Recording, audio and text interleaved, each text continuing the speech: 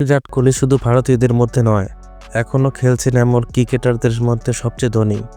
যুক্তরাষ্ট্রে আর্থিক ও বাণিজ্য বিষয়ক খবরের ওয়েবসাইট বিজনেস ইনসাইডার হিসাবে বর্তমান কোহলির সম্পদের পরিমাণ 778 কোটি টাকা। ইন্ডিয়ান এক্সপ্রেসের প্রতিবেদন অনুযায়ী আরও বেশি 1000 কোটি রুপি। কিন্তু পারিশ্রমিকে কোহলি এখন আর ভারতীয় শীর্ষ ক্রিকেটার। আইপিএল নিলামের ইতিহাসে রেকর্ড 27 কোটি রুপিতে বিক্রি হওয়ার পর কোহলিকে ছাড়িয়ে গেছেন ঋষভ পান্থ।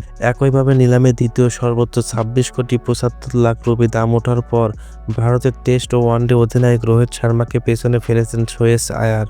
অথচ আয়ার ভারতীয় ক্রিকেট বোর্ডের বিসিসিআই কেন্দ্রীয় চুক্তিতে নেই। পান্থ আছে বি ক্যাটাগরিতে।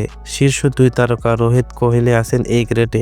পান্থ বিসিসিআই থেকে বছরে বেতন পান 3 কোটি রুপি। আর IPL franchise Lucknow super giant তাকে প্রতি বছর দেবে 27 কোটি রুপি। 30 কোটি রুপি নিয়ে পান্থ এখন সবার উপরে।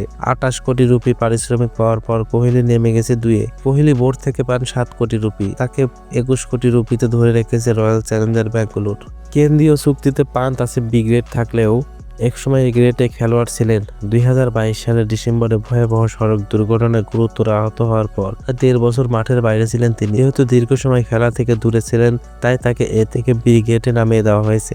সর্বোচ্চ পারিশ্রমিক পাওয়া ভারতীয় শীর্ষ 7 ক্রিকেটারের মধ্যে ঋষভ পান্থ 30 কোটি, বিরাট কোহলি 28 কোটি, শ্রেয়স আয়ার 26 কোটি 75 লাখ, জসপ্রীত বুমরাহ 25 কোটি, রবীন্দ্র জাদেজা 25 কোটি, রোহিত শর্মা 23 কোটি 30 লাখ, হার্দিক পান্ডে 21 কোটি 35 লাখ। এরকম ভিডিও প্রতিনিয়ত পেতে আমাদের চ্যানেলটি সাবস্ক্রাইব করে পাশেই থাকুন।